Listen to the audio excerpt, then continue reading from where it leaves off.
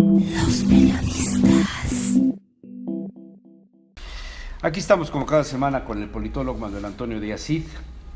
Ahora nos propone un tema deportivo que no es precisamente lo que yo manejo, Manuel. Yo de deportes no entiendo absolutamente nada. Pero ya cuando me dijiste las Olimpiadas, pero la óptica política, la repercusión, los escenarios en los que se deciden las sedes,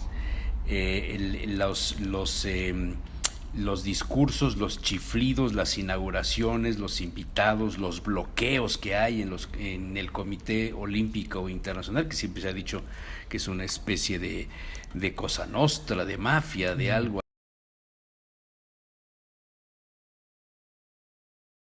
ahí muy reservado, cómo se cambian las sedes, cómo a unos los obligan a ser sede. El caso de España, por ejemplo, que fue importante en los últimos 10 años, buscó ser durante 2 veces sede de las Olimpiadas Madrid y no pudo serlo. Se lo dieron a Río de Janeiro, que es precisamente la que hoy estamos viviendo. Pero tal vez las dos más importantes previas hayan sido la de Berlín, cuando Hitler, aquel escenario impresionante en donde Hitler manipuló prácticamente todo en su favor para demostrar que la raza aria y los blancos eran superiores a los negros, y aquel corredor de los Estados Unidos, Jesse Owens, que le volteó la sartén por el mango, ¿no? O sea, fue una cosa tremenda. Y la de México en el 68, que fue a pocos días de aquel hecho tan fatídico que fue el 2 de octubre, con la muerte de tantos mexicanos en Tlatelolco. El discurso de Díaz Ordaz, que porque los micrófonos de las televisoras no fueron colocados en el estadio, sino directamente donde él estaba, pues los que lo vimos por televisión no logramos escuchar lo que realmente sucedió, ¿no? En fin, por ahí vamos, Manuel. Pues sí, mira. ¿Qué significa todo esto de las Olimpiadas en el escenario político? Mira, yo creo que lo primero es señalar que las Olimpiadas son una propuesta de un aristócrata francés que era además investigador y educador, el barón de Coubertin, que viendo el clima de tensión tan grande en el que se estaba viviendo en el mundo, le ha tocado a él todos los conflictos de mediados del siglo XIX, la unificación italiana, la guerra franco-prusiana, sobre todo esta experiencia de la guerra franco-prusiana le convence de que las armas no son el camino para la negociación y que debe crearse un clima de confianza a través del deporte, porque el deporte, además de la competencia, genera amistades. Si tú has visto alguna de las emisiones de la Olimpiada, gana ahora, alguien, pierde alguien, pero no hay muertos. Y además se abrazan al y son, quedan como amigos. O sea, fue un primer acto en el siglo XX de una especie de Naciones Unidas, ecumenismo entre las naciones. Algo así. De los jóvenes. O sea, formar nuevas generaciones bajo esa óptica, con esa disciplina, ¿no? Sobre la visión de mente sana, en cuerpo sano. Sí. Y lo importante no es ganar, sino competir. Y entonces, este hombre entrega prácticamente toda su fortuna, era un hombre muy rico, para la realización de la primera Olimpiada, que establece, digamos, las primeras normas de participación. En la primera Olimpiada, llevada a cabo en Atenas, 1898, estaba el mundo en pleno conflicto de españoles contra norteamericanos por la isla de Cuba y por las islas de Puerto Rico y todas las que perdió España en esta guerra trágica. Había una situación de gran inquietud en la zona de los Balcanes. Claro, claro. Los nacionalismos afloraban con una presencia muy intensa, y entonces el Barón de Coubertin lo que quiso fue tomar un modelo que en principio tuviera las características de haber resuelto un conflicto. O sea, la finalidad en el fondo no fue en esencia deportiva, sino calmar los ánimos en el escenario político, social, militar. Social y político fundamental. Y no se ha alejado. No. De hecho, con todo y las peripecias de las Olimpiadas, creo que si vemos objetivamente las imágenes en la Olimpiada de este momento, te das cuenta de que una parte importante y sustancial del proyecto de Coubertin está vivo. Sí. Lo que pasa es que Coubertin jamás se imaginó un siglo XX como el que hemos tenido. Él está promoviendo un movimiento por la paz y se desencadena la Primera Guerra Mundial. Sí. Y la Primera Guerra Mundial borra en principio los elementos que había sembrado la Olimpiada, y es hasta que termina la guerra en el año de 1924 cuando se reanuda la serie de Olimpiadas. Por cierto, en esta primera convocatoria a los atletas olímpicos, México participó, pero todavía no me he encontrado algún documento en donde diga con quién participó y en qué disciplinas. Por supuesto no hubo medallas, si no, sí habría algún documento, ¿no? Evidentemente. Sí. Estamos hablando de 1924, estaba plena persecución religiosa en México. Entonces, como que el recién tema... culminada la revolución, ¿no?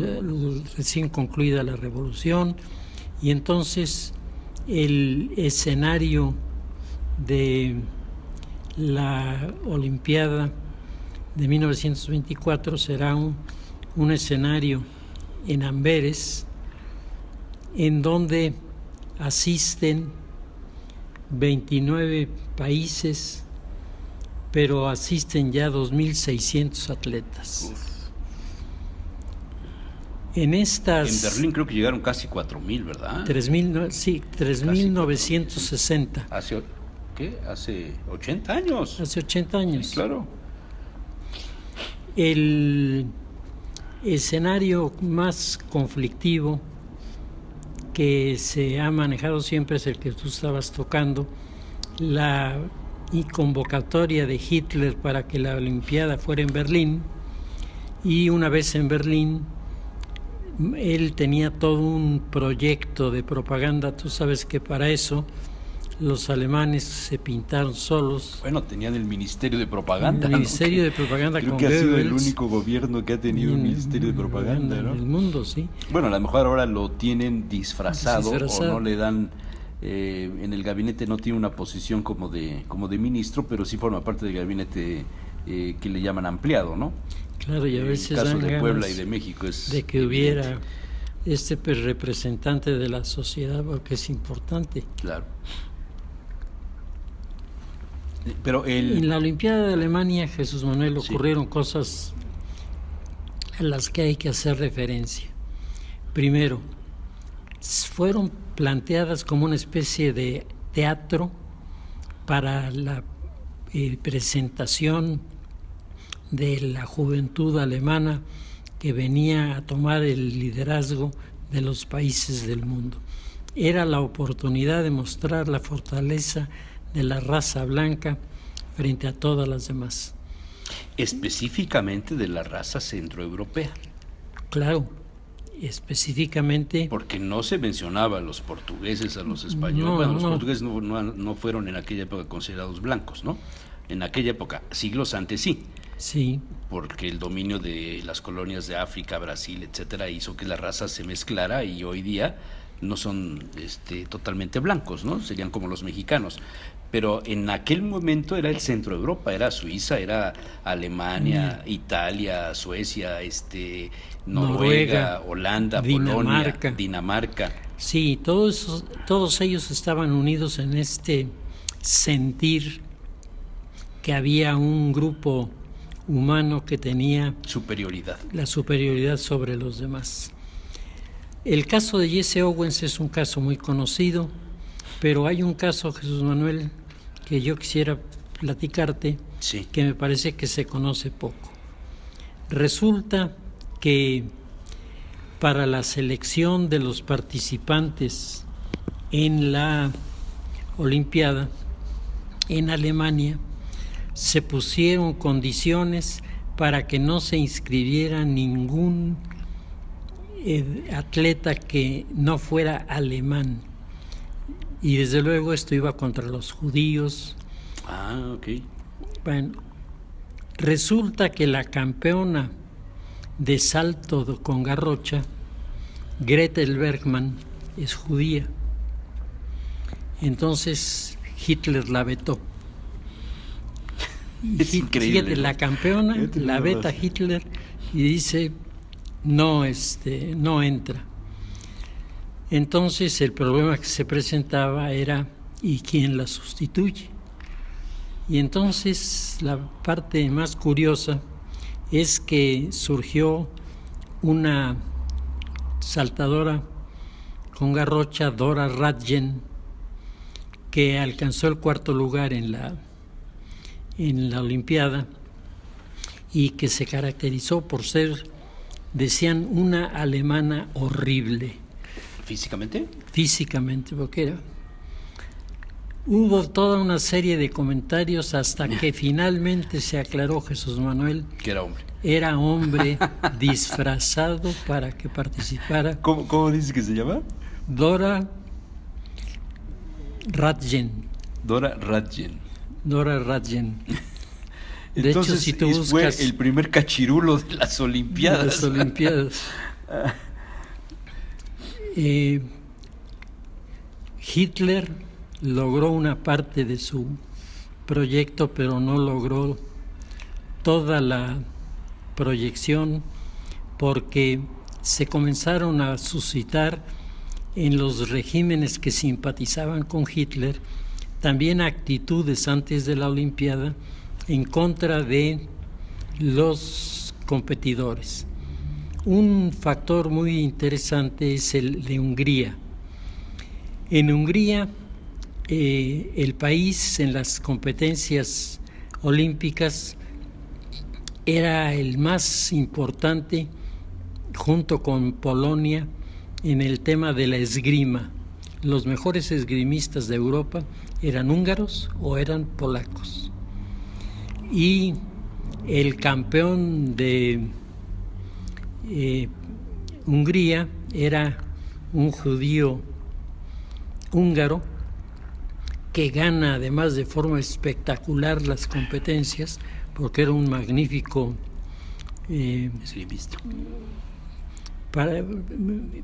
manejador de la técnica y de la estrategia. En aquella época no había las armas con punta electrónica que hoy te marcan muchas cosas, entonces muchos eran a la apreciación de los jueces. Pues este hombre, el campeón húngaro, participa en la Olimpiada de Berlín y gana el campeonato mundial de esgrima. Se inicia la Segunda Guerra Mundial. El gobierno de Hungría, muy influido por una sociedad secreta que se llamaba la Cruz Flechada, captura a los judíos que habían participado en la Olimpiada y los mata para que no quede testimonio de ellos. No me digas. O sea, el asunto rebasa los límites de lo que uno pudiera imaginar de un manifestar la superioridad, ¿no? Aquí era ya al que se ponía de blanco, eliminarlo, y de esta manera en la Olimpiada de Berlín se cocinaron arreglos y acuerdos entre los grupos de corte nacionalistas revolucionarios, que se proyectaron en este tipo de persecuciones. Durante la guerra, como tú sabes, se suspendió también el Campeonato Mundial de Fútbol, y muchos de los futbolistas fueron enviados a los campos de concentración. Entonces, en Europa, la Olimpiada de Berlín marca como el principio de una época que se va a extender hasta 1948, en la que estos criterios iban amarrando no solamente acuerdos de orden deportivo, sino fundamentalmente de orden político. Y racial, ¿no? Y claro, y racial. Al término de la Segunda Guerra Mundial, en medio de una situación crítica, se convoca a la Olimpiada de Londres. Y la Olimpiada de Londres va a ser la primera. Eso fue después de la Segunda Guerra Mundial. Después de la Segunda Guerra Mundial. 1948, inicio de la Guerra Fría.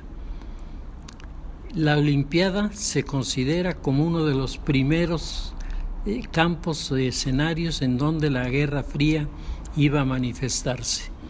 La recientemente creada Unión Soviética toma a los campeones de los países que componen y los pone como la delegación de la URSS. Exactamente lo que Alemania hizo. Pero ahora del otro lado de la cortina de hierro, que se la llamó así en aquella época, ¿no?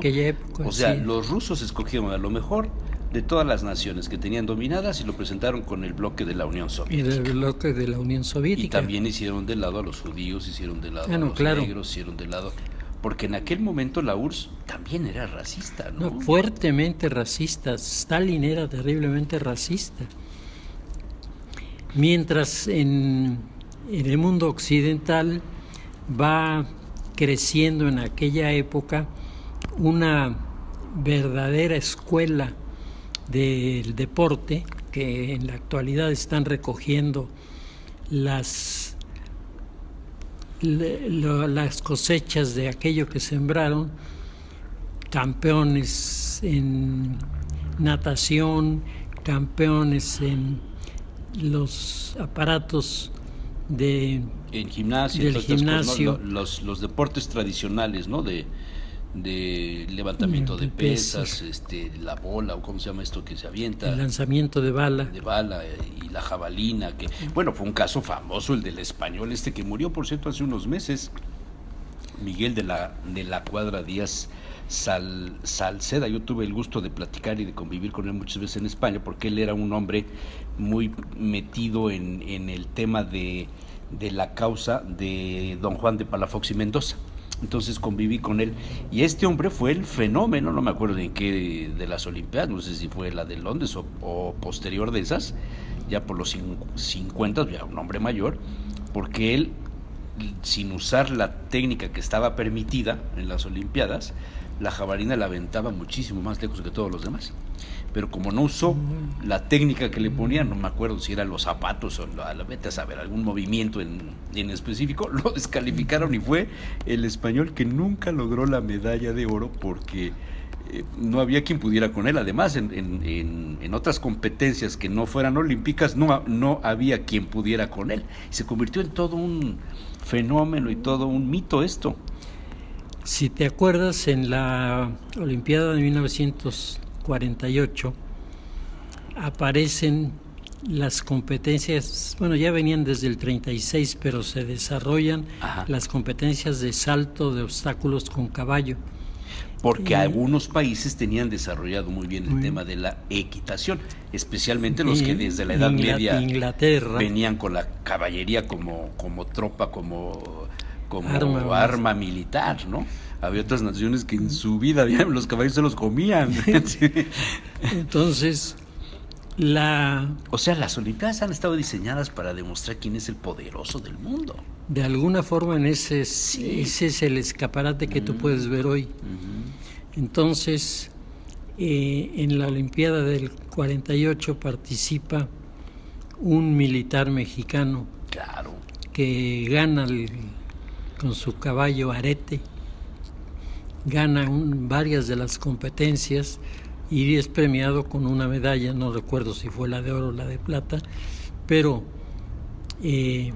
Humberto Mariles se va a convertir en una figura emblemática en aquella época, hasta que fueron sacados a la luz sus vinculaciones con el narcotráfico y fue recluido en la cárcel en Francia.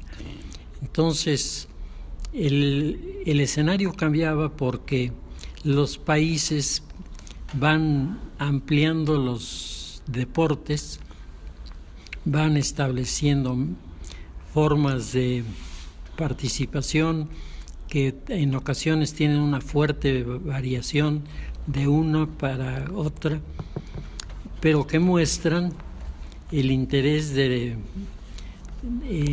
estar siempre con el espíritu de competir, que es la clave de la Olimpiada.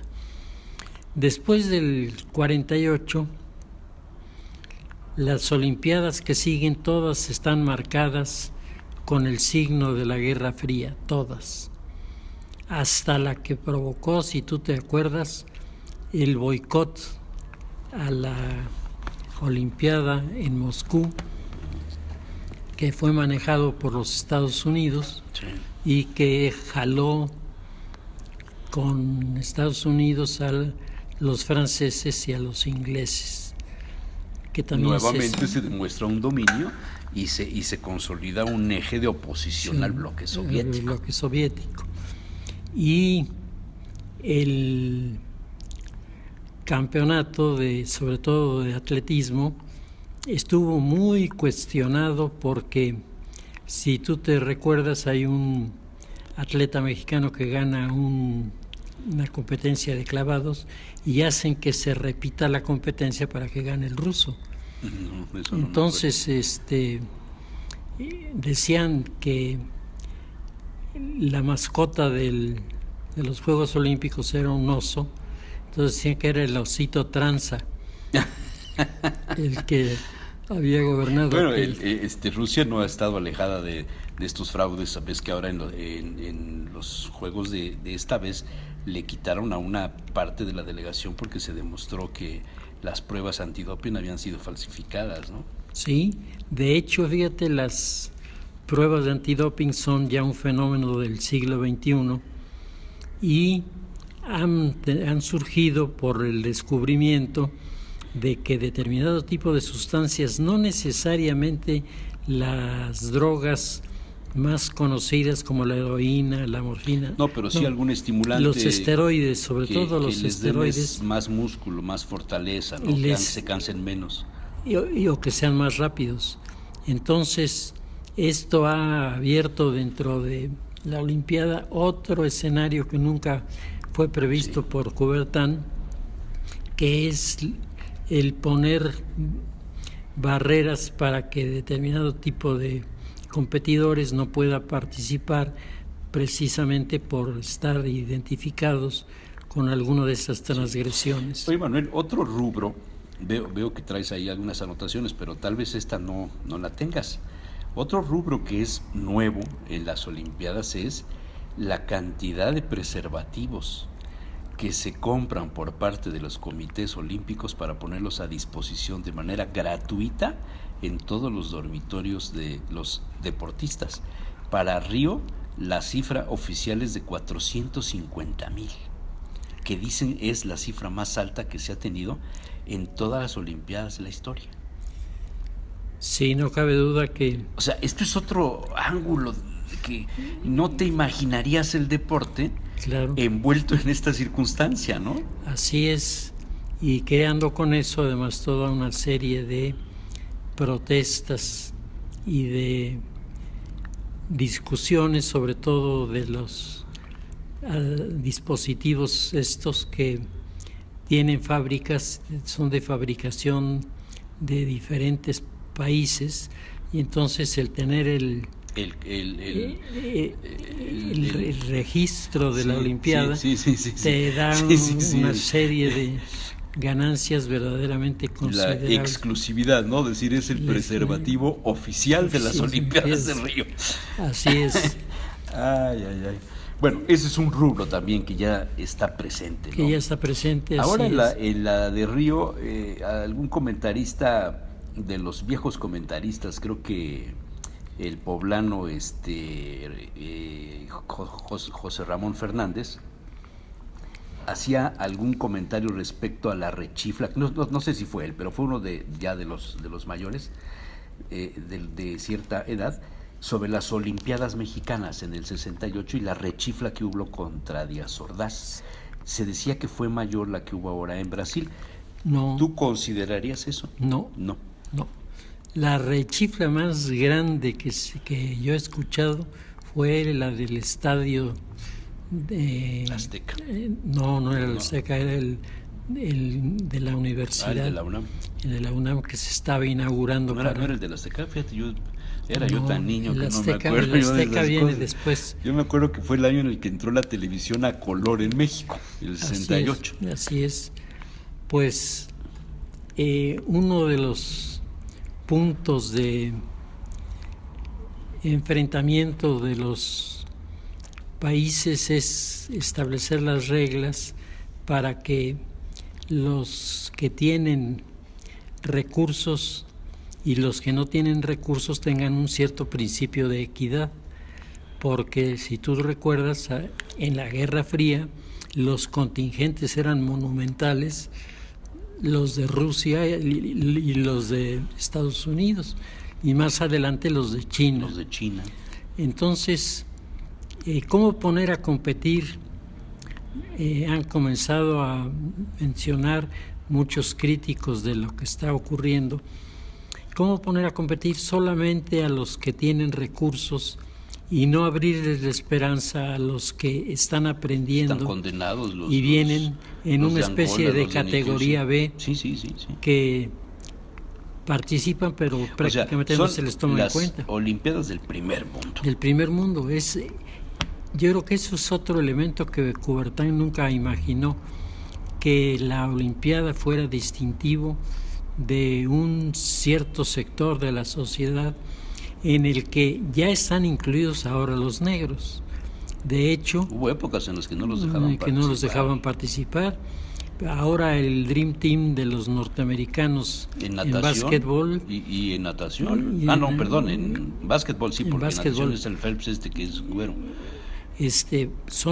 Todos son hombres de color. En natación parece ser que los negros no son exitosos, ¿verdad? No, son exitosos. ¿Pero por alguna razón física, de raza? Pues yo no sé, pero...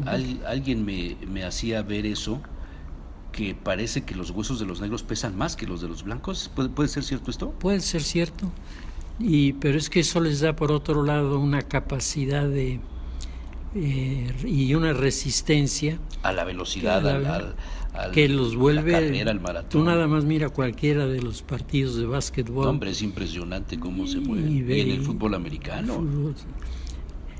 Esta visión de la Olimpiada como representante de un segmento social es la que se está cuestionando, y se están planteando algunas variables para que no se inscriban en primer lugar más que un determinado número de atletas de los países más competentes, más competidores, y de esa manera dejarle el paso a los jóvenes, a los nuevos atletas, que sin esa oportunidad jamás podrás siquiera imaginar que alguno de ellos hubiera podido romper un récord, como de hecho ha ocurrido en varias de las disciplinas, en donde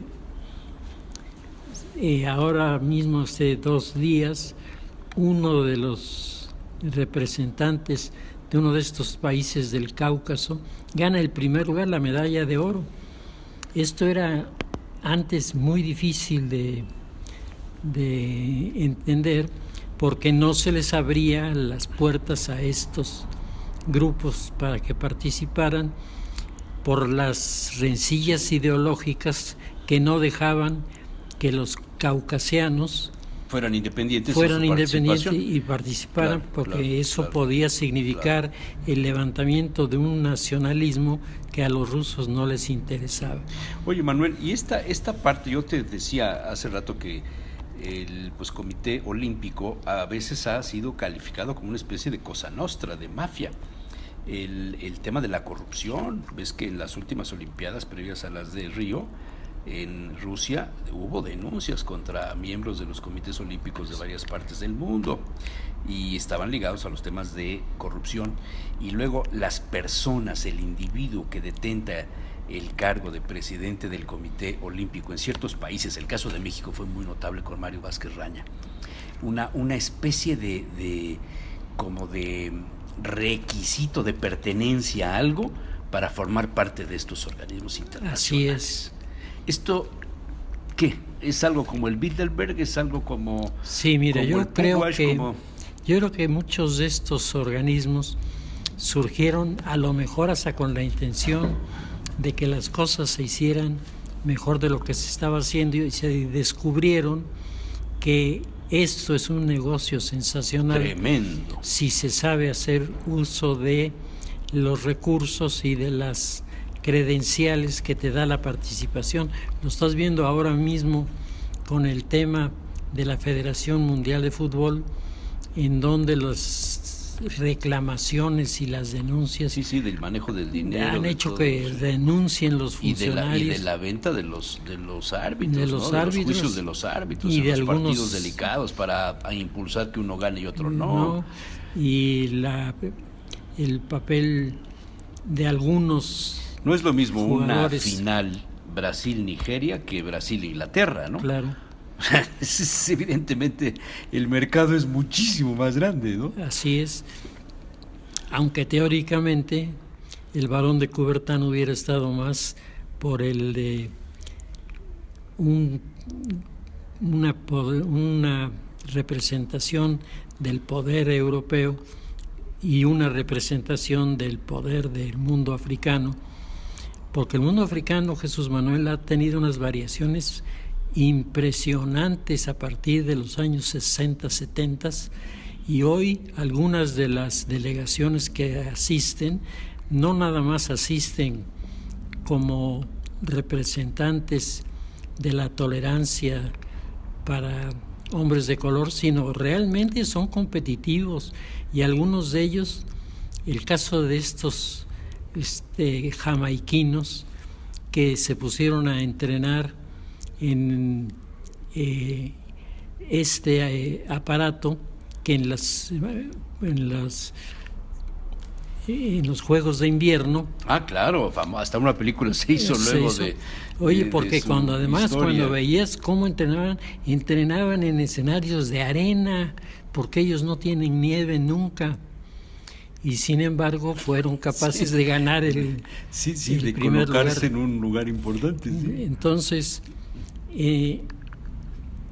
por otro lado, ya desde 1948, uno de los temas que ha venido manejándose es el precio que pagan los países por haber sido sede de la Olimpiada. ¿Y entonces por qué se pelean ser sede las ciudades y los países, Manuel? En buena parte porque les han vendido la idea de que esto los hará más populares. Eso fue lo que quiso hacer Lula da Silva en Brasil al convocar primero al Campeonato Mundial de Fútbol y luego a las elecciones el mismo año, a las Olimpiadas, con lo que se ha producido una fractura monumental, fractura que ya se presentaba en el 48, cuando los obreros ingleses que estaban recibiendo salarios de muy bajo de muy baja denominación, clamaron en contra de los gastos que se tuvieron que hacer para habilitar los gimnasios y todas las instalaciones deportivas, mientras la sociedad, la gente, los trabajadores, no solo no estaban invitados al lugar en donde podían presenciar esto, sino sentían que les recortaban recursos para inyectarlos al lucimiento de las Olimpiadas. De los temas que se discuten ahora está el caso de la Olimpiada de México. El caso de la Olimpiada de México porque provocó, por un lado, un rechazo político a la figura del presidente, que fue a la inauguración y no regresó en los Juegos de la Olimpiada, pero también le dio a México la oportunidad de participar ganando en natación con el famoso Tibio Muñoz, sí, claro, en caminata con el sargento Pedraza, y de repente se comenzó a descubrir que el tema de las medallas no tenía por qué ser solamente para los grandes del mundo de los negocios, sino que las medallas podían ser compartidas por comunidades más pequeñas y que sin embargo cumplían con el factor de la calidad para ser competitivas. Pero al caso de Brasil le antecede el caso de Atenas. Si tú recuerdas, la Comunidad Europea le había incluso sugerido a Atenas como una tabla de salvación para el tema económico. Sí, que tuviera mucho cuidado en el manejo de los recursos, porque esto podía revertirse, y se revirtió en Grecia de una manera tremenda. Y afloró la corrupción también. Y afloró la corrupción y afloraron muchos de los problemas que en el pasado no se veían.